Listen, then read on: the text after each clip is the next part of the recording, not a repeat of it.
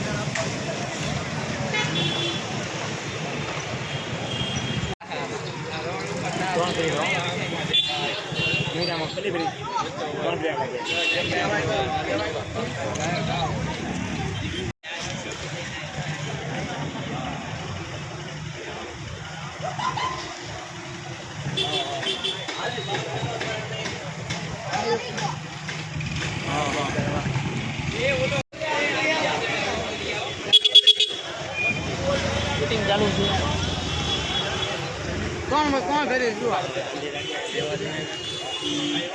जल्दी जल्दी